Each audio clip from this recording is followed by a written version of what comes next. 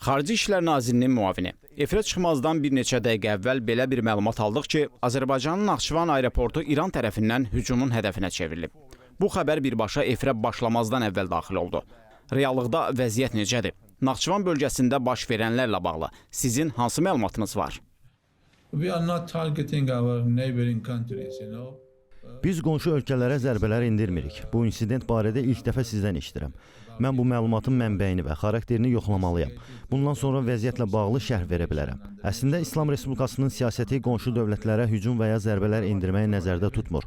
Yalnız bir istisna var.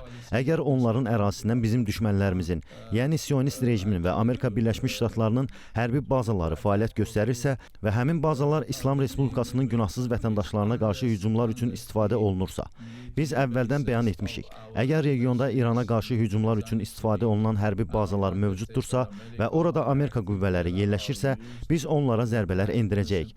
Bu, elan etdiyimiz rəsmi siyasətdir.